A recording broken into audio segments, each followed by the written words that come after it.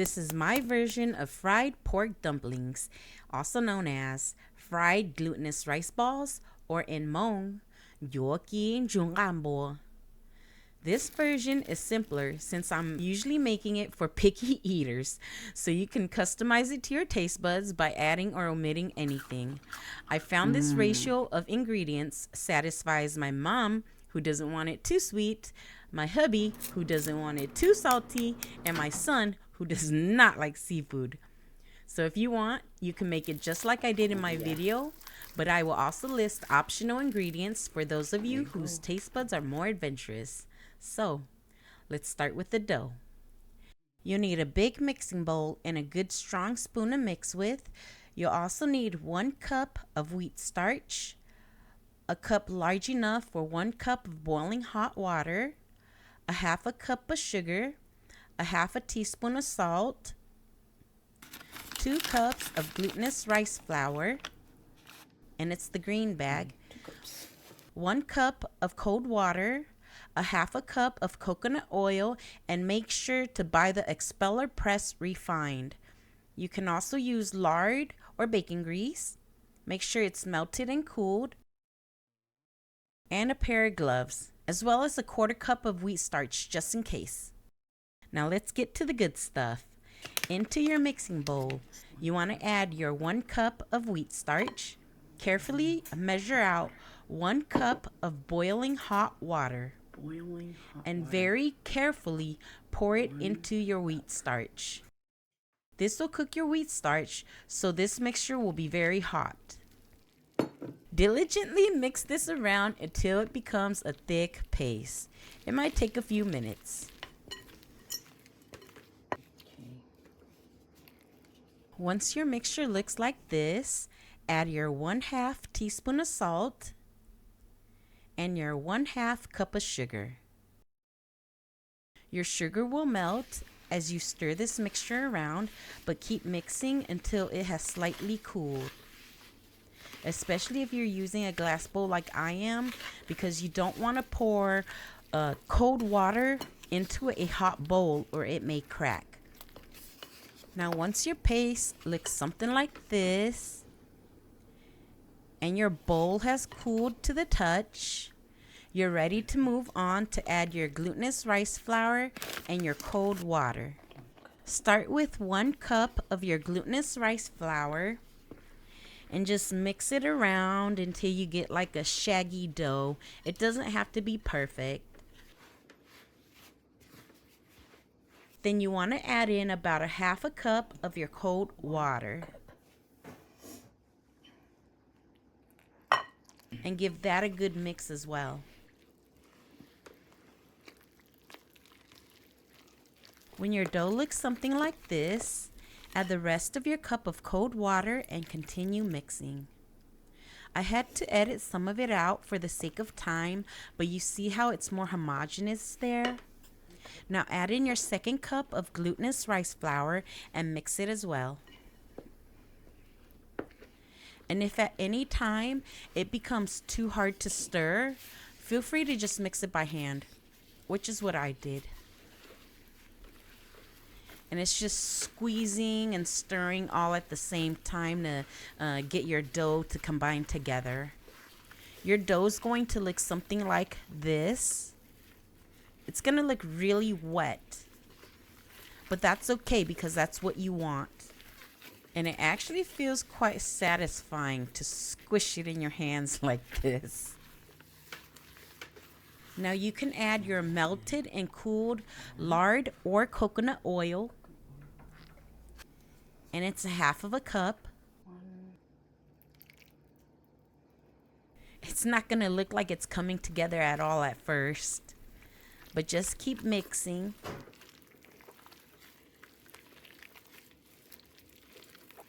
This just takes a little bit of love and patience, but it's well worth it in the end, I promise you. My dough was feeling a little too wet, so I did end up adding about 2 tablespoons of extra wheat starch. The more you make this dough, the better you'll get at it, and it'll be easier to gauge how the dough should feel in your hands. This really is such a forgiving dough, and it's so easy to work with. Notice how it's not even sticking to my gloves at all. It's still gonna feel wet, but it's very pliable. And see how shiny it is? It's so forgiving. I love working with this dough. Your dough is now ready to be refrigerated. So here I'm just using a plastic wrap to cover my dough.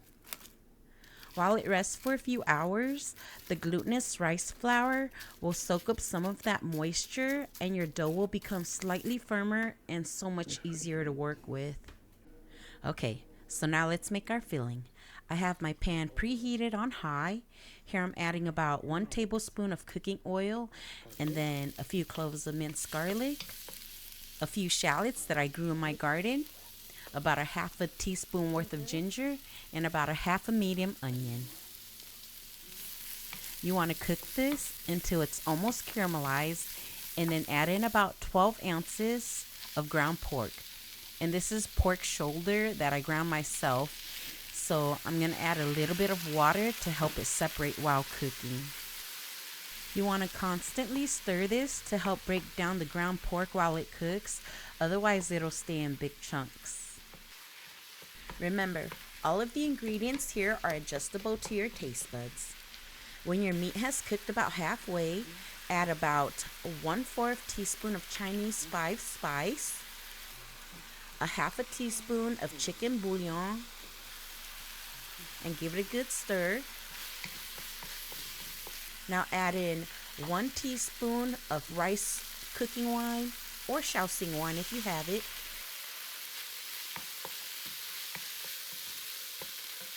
About 1 to 2 teaspoons of oyster sauce.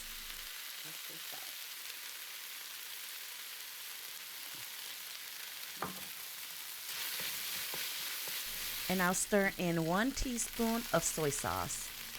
And cook this until your mixture is no longer pink and cooked all the way through.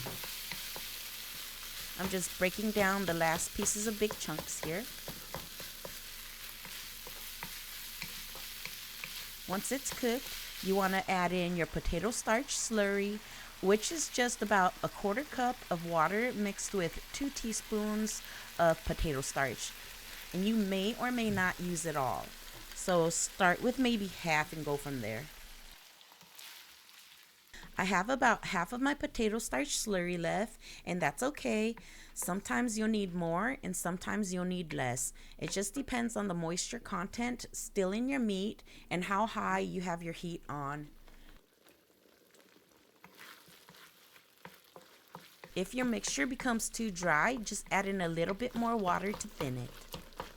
My mixture looks just right to me now, so I'm turning off the heat and I'm adding in a half a teaspoon of sesame oil.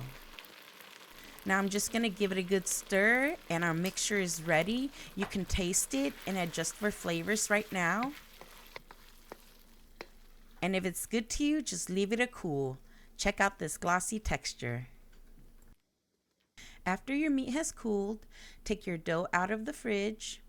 I like to weigh mine so I get mine all the same size and they cook evenly, but you can also just eyeball it or use a cookie dough scoop.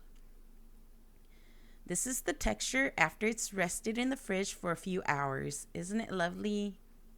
It's just so beautiful. You see how pliable it is? It's super easy to work with. I prefer to work without gloves when I'm working with this dough because it's easier. You don't always have to wear gloves if your hands are clean, so make sure your hands are clean. Observe how forgiving this dough is and how it just mends with a touch. If only humanity could be that way, right? But anyway, this is not a stretchy type of dough, and that's as good as a stretch as you're going to get. I like to work with about 50 grams of dough when I'm making my pork balls. So you just roll it around into a ball, then using your fingertips, press it to flatten it out. And then also using your fingertips, flatten it more along the edges until it's like an oval shape. And it doesn't have to be perfect. That's what I love best about this dough. Now add about 1 to 2 tablespoons of meat mixture. And I'm already maxing it out at the amount I'm putting in. So don't go too overboard with this, okay? Now you just kind of fold it over and press the edges in together. And that seals it. And then you can tap it gently to shape it into a more football shape. But honestly, it doesn't have to be perfect. Like even this shape, after it cooks, somehow it just fluffs up and then it just like evens out along the edges, and it's so pretty. Here, I'm doing it again for you. And you see how that part just broke like that? Just feel free to like fold it over and mend it. It mends so easily. Okay, now I'm adding in my meat. Okay, and I'm showing you again. I'm pressing it to seal it. And just like that, you really can just leave it like that. But sometimes I smooth it out like this. And ta-da! Here you go. Now I'll show you what happens if you accidentally rip some of the dough while your meat filling is inside. So say you have it and then you stuffed it with too much meat accidentally or purposely.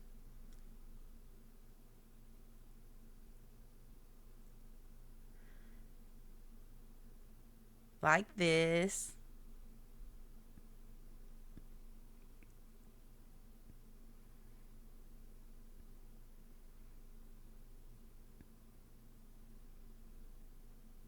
And then you have an accidental tear in your dough and like, oops, it's too thin.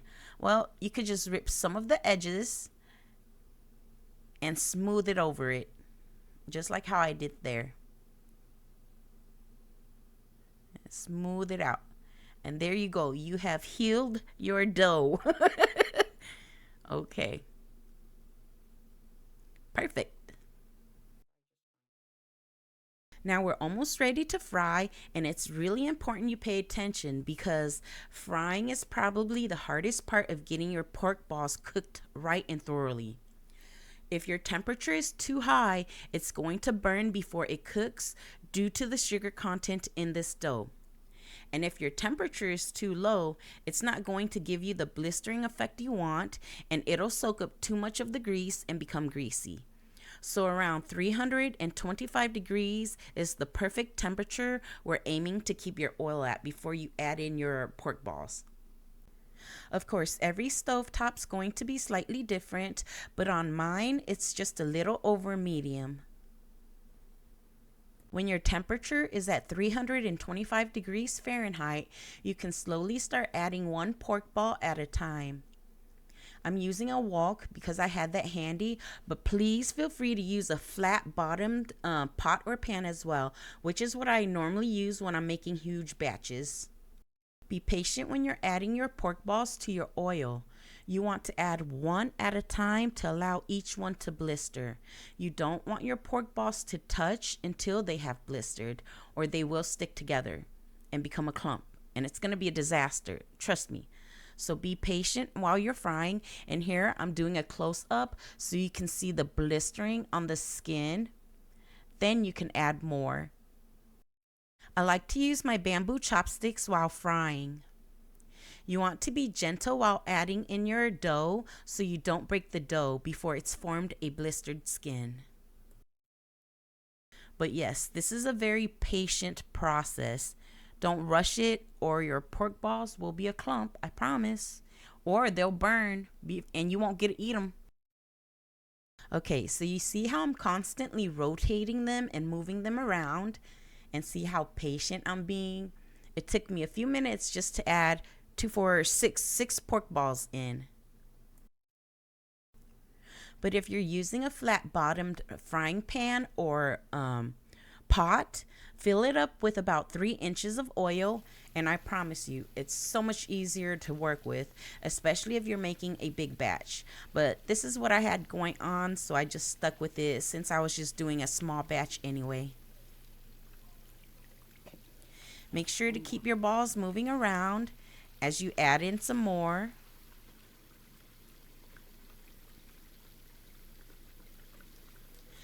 And if they stick like the way these two want to, then I just take another chopstick and after it's crusted a little bit, then I just gently kind of like pry them apart from each other. Your oil is going to fluctuate in temperature while you're frying, and that's okay, but try and keep it as close to 325, 335 as possible. I hate my electric oven though, because man, it's never consistent. So I'm always playing with the knob to keep my oil at the right temperature. And I think it's stuck. See, so I'm just gently prying it apart so I don't rip a big gaping hole in it.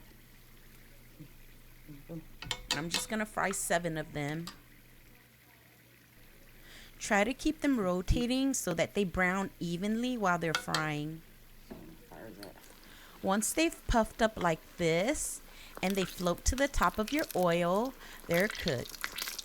But I'm letting mine fry longer to get that golden brown color. It also makes them become crispier and crunchier.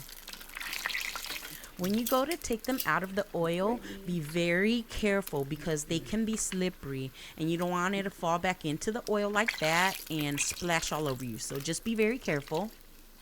They're going to feel soft when you go to grab them out, and that's normal. Once they cool, they will harden and become so crispy, crunchy, delicious like this. Don't eat them right away. You will burn your mouth, okay? So be patient. Let it cool for a few minutes. I like a lot of meat in and it. then enjoy them. But check it out. And there you have it. You have made some juicy, delicious, sweet and savory, crispity, crunchy, fried glutinous pork balls. Or as Hmong people call it, Ncuav Kib Nrug Nqaj. Oh, I like this. Now go share with your family and friends. Merry Christmas and Happy New Year to all of you.